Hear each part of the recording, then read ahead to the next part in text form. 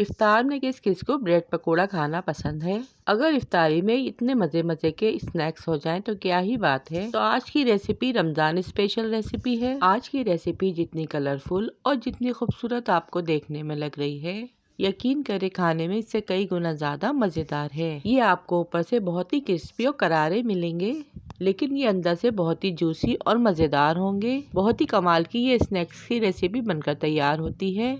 बिस्मिल्लाहिर्रहमानिर्रहीम। अस्सलाम वालेकुम व्यूअर्स, मैं हूँ शेफ जाहिदा। आप देख रहे हैं मेरा यूट्यूब चैनल रेसिपी बाय मी।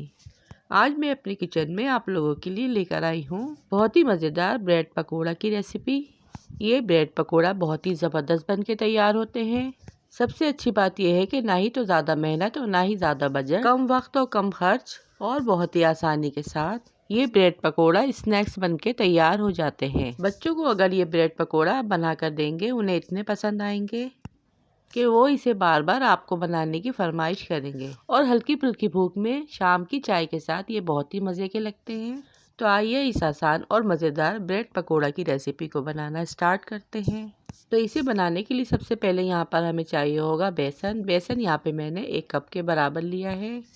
फिर इसमें 1 टीस्पून नमक, 1 टीस्पून पिसी लाल मिर्च, हाफ टी स्पून हल्दी, क्वार्टर टी स्पून मीठा सोडा ऐड करेंगे। पर इसमें सिंपल ये चंद मसाले जाएंगे। इसे मैं अच्छी तरह से मिक्स कर लूँगी और थोड़ा थोड़ा पानी ऐड करने के बाद इसका अच्छा सा एक बैटर बना लूँगी।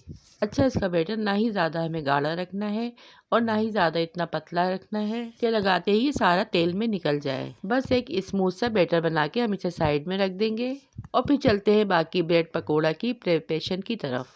ब्रेड पकोड़ा की जो फीलिंग है वो हम करेंगे दाल के कबाब से, जिसके लिए यहाँ पे मैंने 1 कप चने की दाल ली थी, जिसे मैंने 1 घंटे के लिए भिगो दिया था और उसमें सिंपल से मसाले डाल के इसको बॉईल कर लिया है। और बॉईल करने के बाद मैंने इसे पीस लिया है। यानी जिस तरह से आप दाल के शामी कबाब रेडी करते हैं, बिल्कुल इसी तरह से हम कबाब रेडी कर लेंगे। अच्छा, यहाँ पे आप इसकी जगह आलू की स्टफिंग या फिर चिकन की स्टफिंग रेडी कर सकते हैं, जो आप लोगों को पसंद हो। यहाँ पे मैंने दाल के कबाब की स्टफिंग ऐड की है, जिससे ये ब्रेड पकोड़ा बहुत ही मज़ेदार बनके तैयार होते हैं। ब्रेड पकोड़ा बनाने के लिए यहाँ पे हमें डबल रोटी के पीसेस चाहिए होंगे। सबसे पहले यहाँ पे हम काउंटर पे 4 पीस रखेंगे, जिसके ऊपर मैं 2 पीस पर दाल का मसाला ऐड करूँगी और बाकी 2 बचे हुए पीसेस पे मैं हरा रायता लगाऊंगी। फिर इसके ऊपर मैं आलू बुखारे की खट्टी मीठी चटनी ऐड करूंगी। आप इसे स्किप करके केचप भी ऐड कर सकते हैं। फिर इसके ऊपर चाट मसाला ऐड करूंगी। फिर दूसरे पीस से इसको कवर कर देंगे।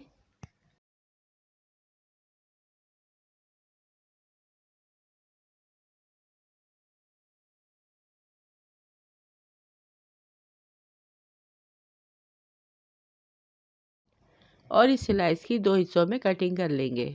और देखिए यहाँ पे हमारे सैंडविच बनके तैयार है। कटिंग इसकी आप किसी भी शेप में कर सकते हैं।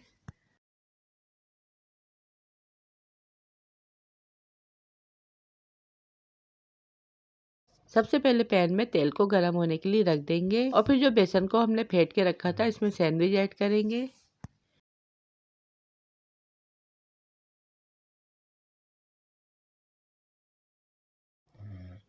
बेसन की इसमें अच्छे से कोटिंग करेंगे और फिर इसके बाद ब्रेड क्रम्ब की कोटिंग करेंगे, ताकि थोड़े से क्रिस्पी बन के तैयार हों।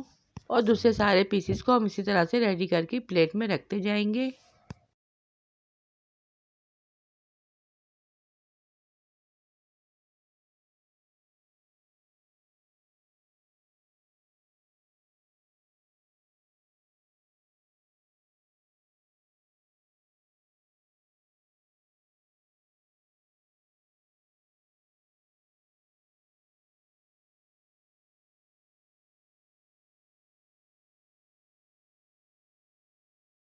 और देखिए तेल को मैंने पहले से अच्छी तरह से प्रीहीट कर लिया है।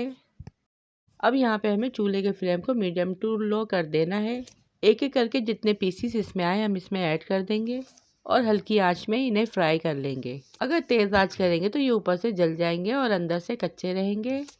इन्हें फ्राई करने में ज़्यादा टाइम नहीं लगेगा। जब इसमें एक साइड से अच्छा सा कलर आ जाए तो हम इसकी साइड चेंज कर देंगे और दोनों साइड से इसे गोल्डन क्रिस्पी होने तक फ्राई करेंगे। और ये देखिए कितना खूबसूरत सा कलर आया है, कितने ज़बरदस्त स्नैक्स बनके तैयार हुए हैं। और आप लोगों ने देखा ना, ज़्यादा टाइम लगा, कितनी झटपट और आसानी से ये ब्रेड पकोड़ा बहुत ही क्रिस्पी बनकर तैयार हुए हैं। अब इन्हें निकालकर छलनी में छानकर प्लेट में रखते जाएंगे।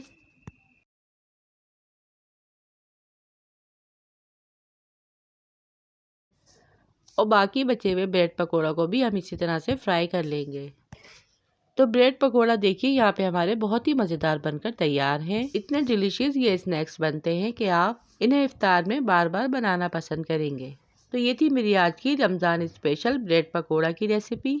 बच्चों बड़ों के लिए इफ्तार के लिए ये बेस्ट रेसिपी है। इसे मैंने आलू बुखारे की चटनी और रायते के साथ सर्व किया है। आप भी इसे केचप और सॉस के साथ सर्व करें और इंजॉय करें। वीडियो ज़रा सी भी पसंद आए तो वीडियो को लाइक, शेयर और चैनल को सब्सक्राइब लाजमी कीजिएगा। चैनल पर नए हैं तो चैनल को सब्सक्राइब करके बेल आइकन के बटन को भी प्रेस कर दें। रखिएगा अपना अपने प्यारों का ढेर सारा ख्याल, दुआओं में याद कीजिएगा। Thanks for watching. अल्लाह हाफिज़।